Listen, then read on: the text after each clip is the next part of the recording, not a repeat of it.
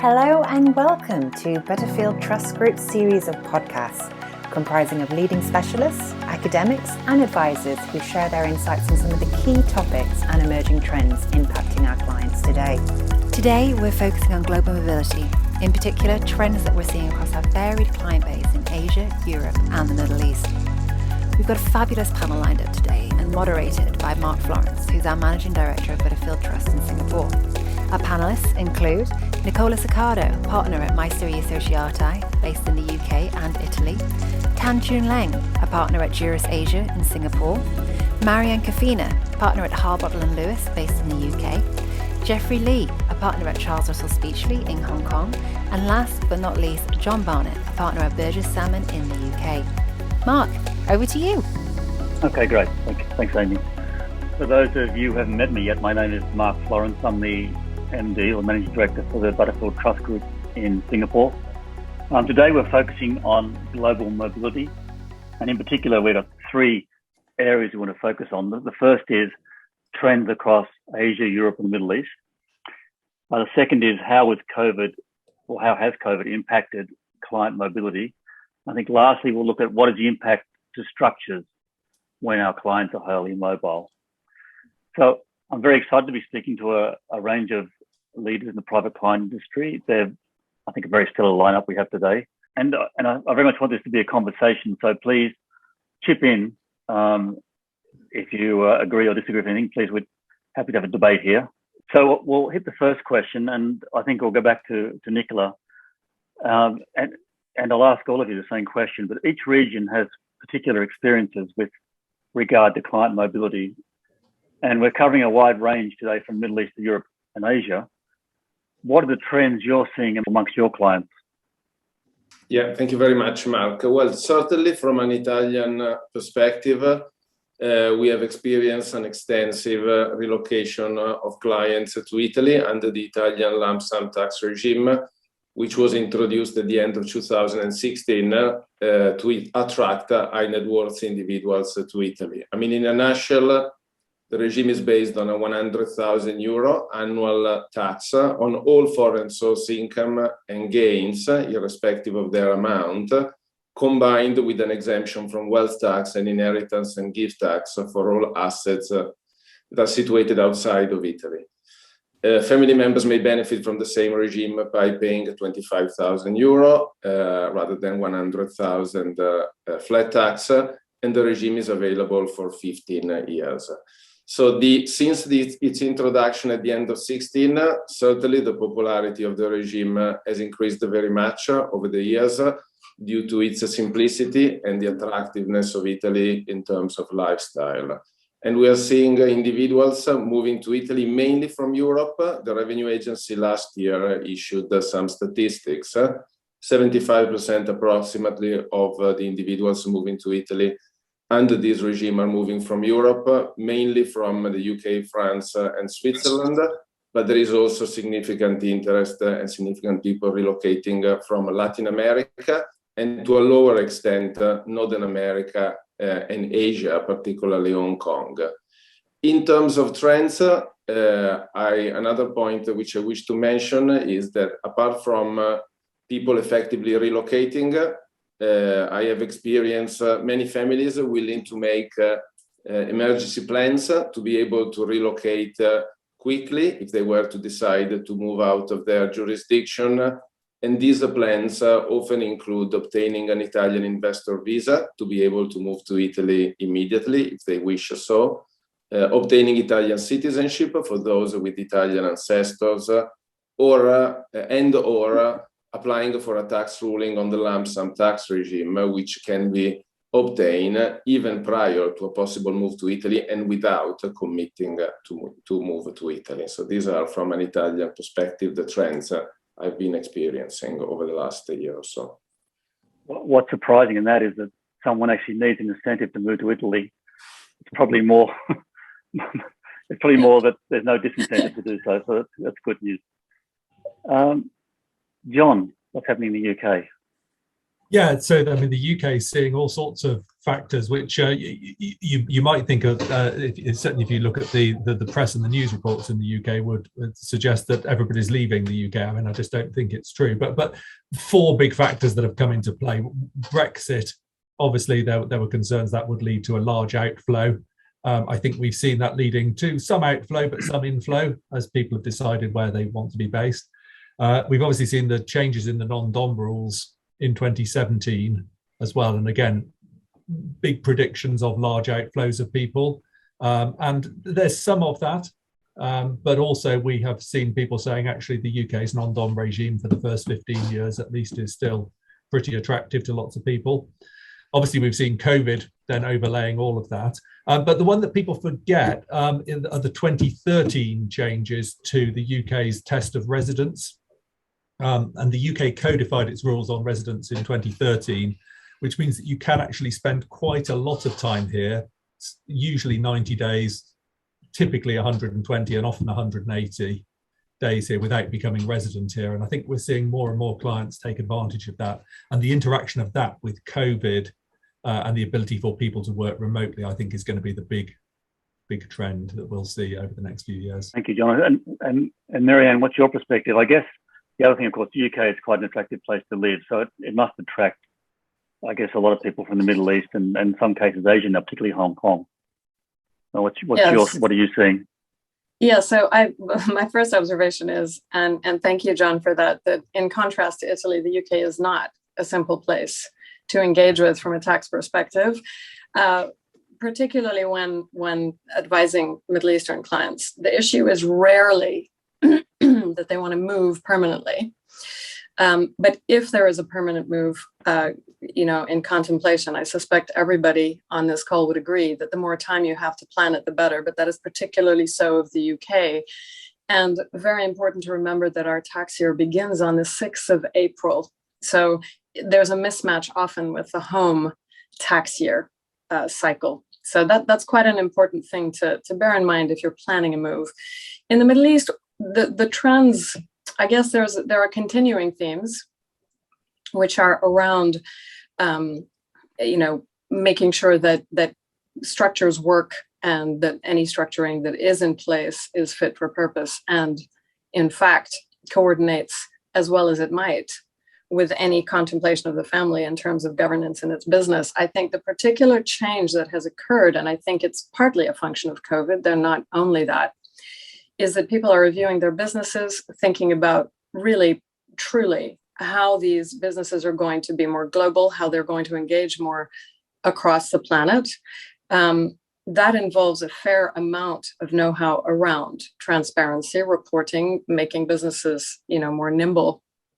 But also, younger members of the family are now far more engaged in the interaction with advisors.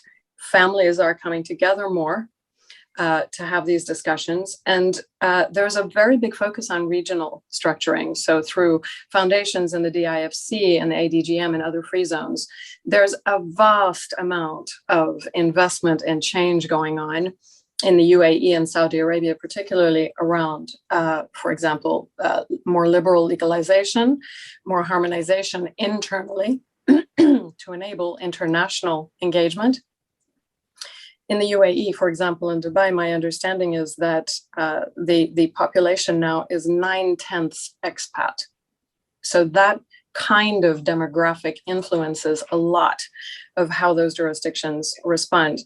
And typically, Middle Eastern countries are extremely entrepreneurial in the way that they approach these things. And I think one of the trends that is occurring is that a lot of advisors in the West are being actively challenged by generations who are extremely engaged in tech, fintech, but also in just how to do things fast and simply, which I think is actually quite a real challenge for all of us who work in complex environments.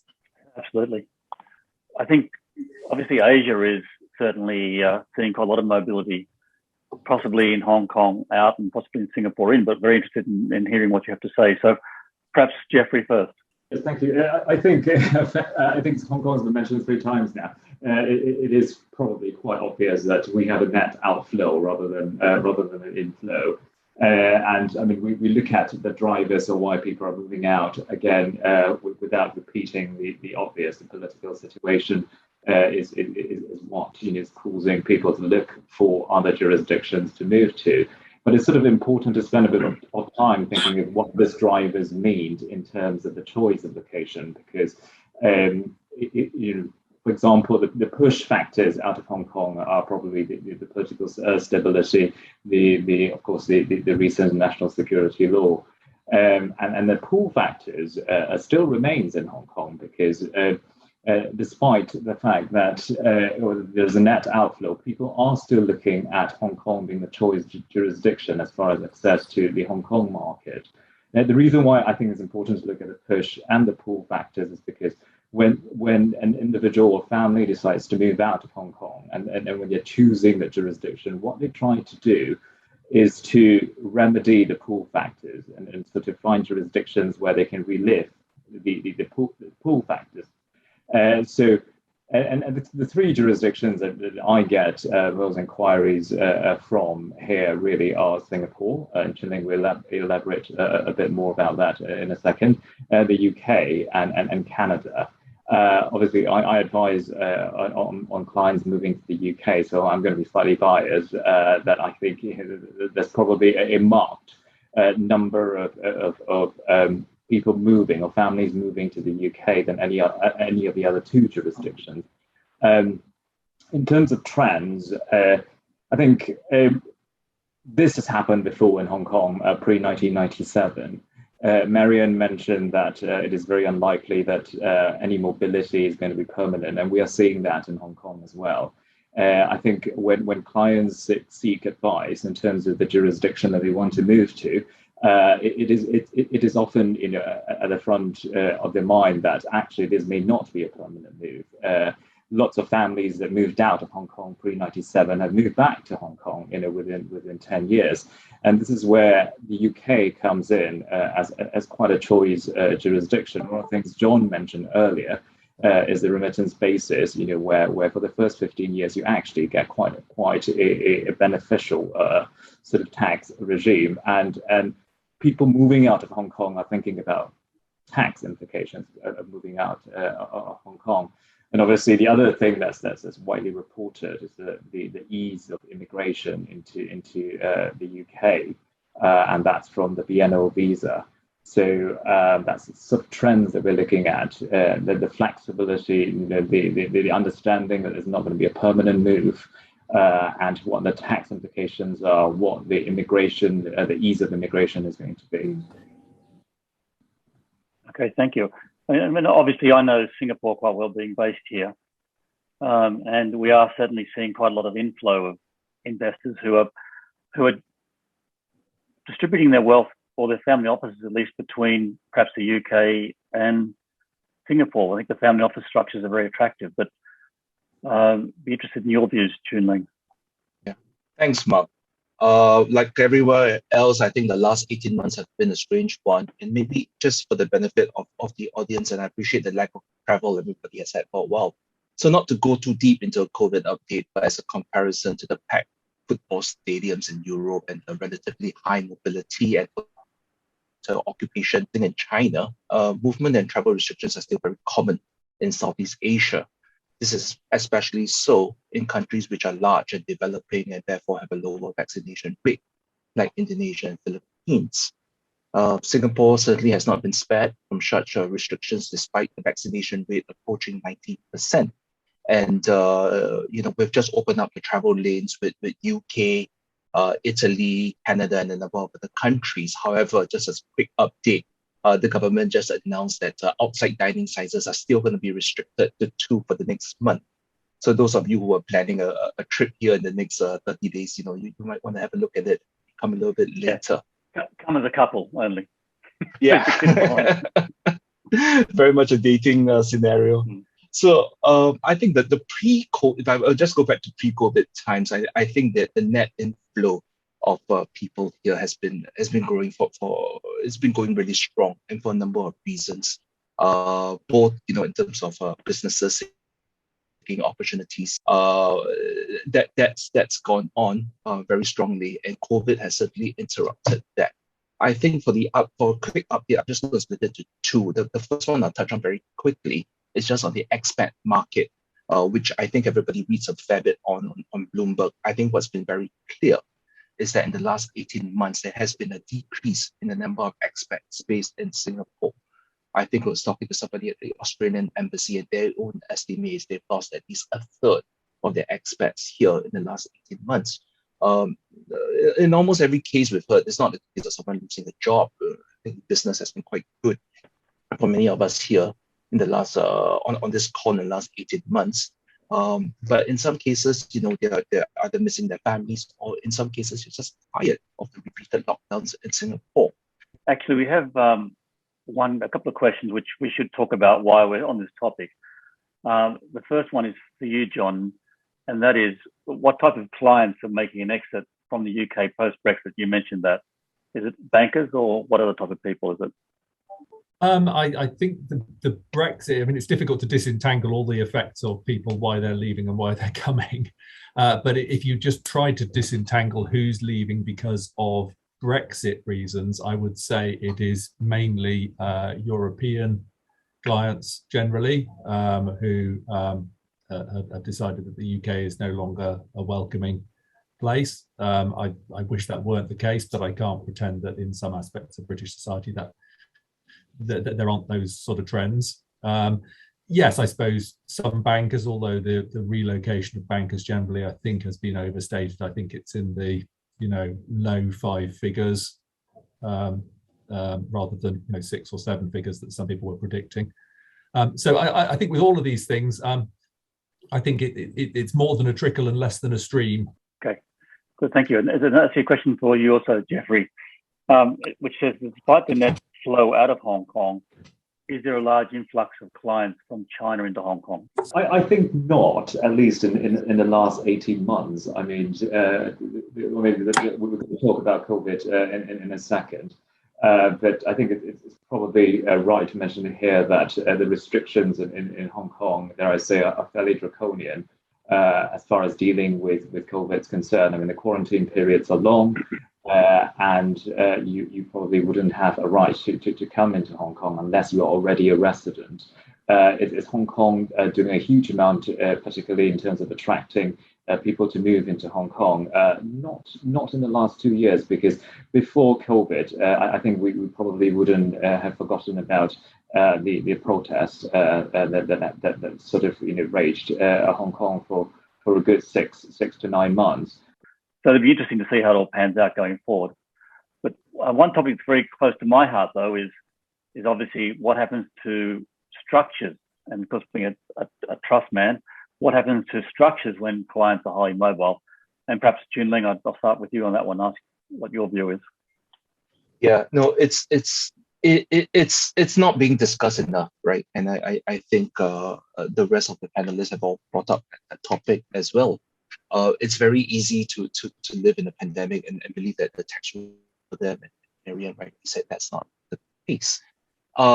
Is it going to affect things?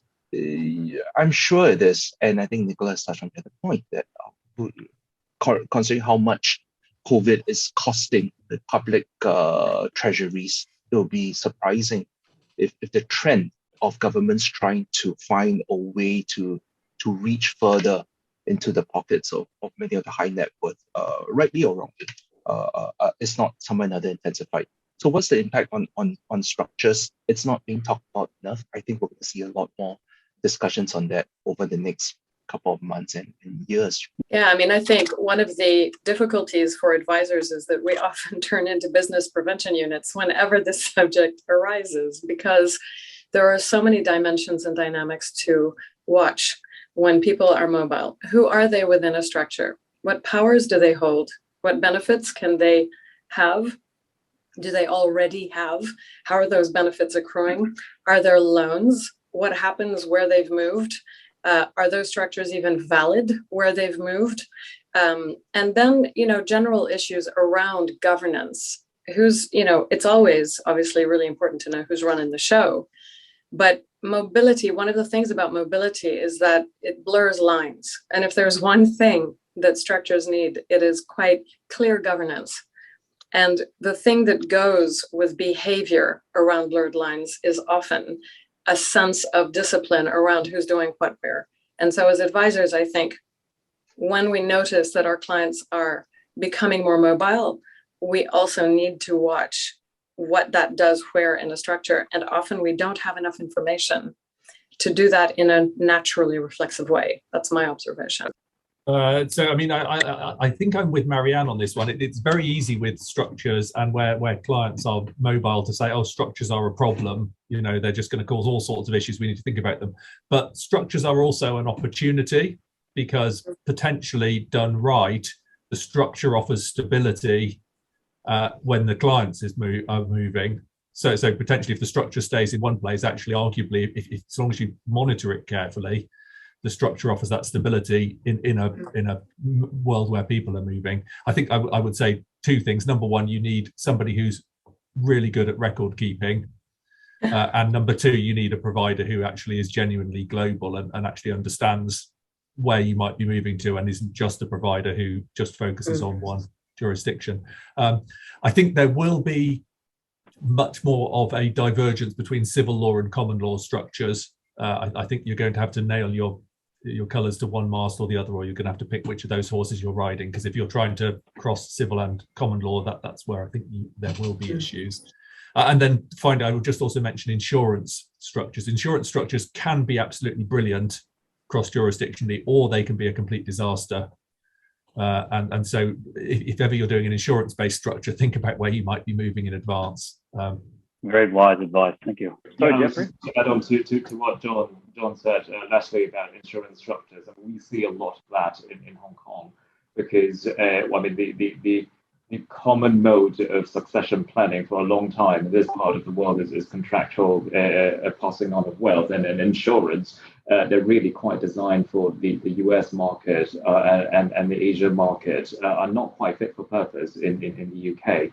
So when a lot of Hong Kong persons move to the UK, they find themselves in the personal portfolio bond regime that I'm sure Marianne and John will be very familiar with, and it becomes quite the nightmare to unravel.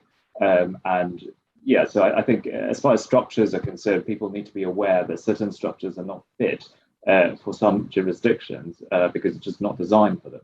Well, thank you, Jeffrey.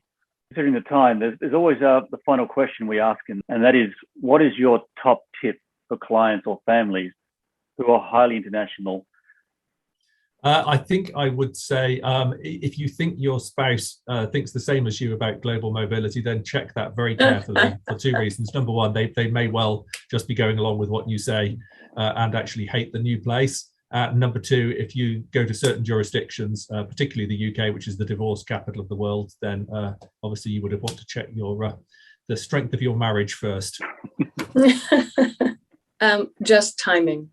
If there's one thing to take away, it's that if you're planning some move with your family, with your children, whatever it is, the minute you know that it's likely to happen, find someone who can help you coordinate it intelligently. That's the number one takeaway for me. You know what? I mean, it's very similar to what Marianne has just said. I think the advice is to plan early. The world seems to be moving slightly slower in the last 18 months, and we all blame it on COVID. You know, lasting powers of attorney in the UK takes about a year to register with the Office of Public Guardian, and we just blame it on COVID. But you know, tax advice, for example, in the UK is very specific on timing. You know, you have clients moving to the UK, for example, in October, finding themselves already, you know, potentially already UK tax resident from the 6th of April that's passed. We very frequently have clients come to us and say, oh, let's, you know, advise me on pre-arrival tax planning, and we will say to the client that you have already arrived in the UK, you haven't moved there, but you are already UK tax resident, too late. So my one top tip is plan early. You know, once you have an inkling of wanting to move, I think speak to advisors, and they would usually be able to advise you on when the implementation phase is going to look like. So I think that my top tip is that, nowadays with increased mobility, remote working, we hear more often about fiscal nomads, so clients with no tax residence. I think that belongs to the past. Nowadays it is a risk from a tax standpoint because obviously there might be tax residence issues in jurisdictions, particularly where they do not have day count test rules, but they have a more subjective tests. And it may be a risk from a regulatory standpoint as well, not just the tax. So I think that people with no tax residence, because they're spending time in many different jurisdictions, should try to base themselves in one country with possibly a reasonable tax regime, and where they like to spend the time that they have available when they're not traveling. And also whether the individual is fiscal nomad or not, they have to be aware that they spend the time in a certain jurisdiction. Maybe they don't become tax resident, maybe structures are unaffected, but it is likely that a portion of their income from work will become taxable in that jurisdiction, irrespective of their residence. It's a good point. Live somewhere you like. Life's not a rehearsal, so it can't be all about money, right? You've got to enjoy where you live as well. Choon, Leng, you get the last word. Thank you, Mark. I mean, easy for me to say. I agree with all the rest of the panelists who spoke before this. But I think I'll add on one point that I think for a lot of these families, I would say not to underestimate the changes that this last 2 years have brought about. And it's not just COVID, it's also the new rules on taxation, the minimum corporate tax in so many of the other countries who signed up for it. And also in terms of the ease with which they may have, gotten entry permits or residence in some countries. I think there's clearly been a shift among some countries. Some are more welcoming, some are less. And it's easy for them to say, 2 years ago, it was easy for me to get, employment passes in certain jurisdictions. Why is it more difficult now? There have been changes, and I think it's easy for them to. Good, thank you. Well, I think we're just pretty much run out of time. We have time for one more question. So the question is, what type of advisors do clients need to involve when considering moving? Accountant, banker, lawyer, trustee, who else was missing? And I open up to the floor. I think on behalf of all the panelists, I would say lawyers. No, I'm kidding. I think you probably need to speak to the whole cast and crew, but I think it's important to identify who you're speaking to about what. I think that lawyers will be able to give you planning advice. Don't go to a lawyer if you're asking them to do your accounting, and don't go to an accountant if you're asking them for your planning advice.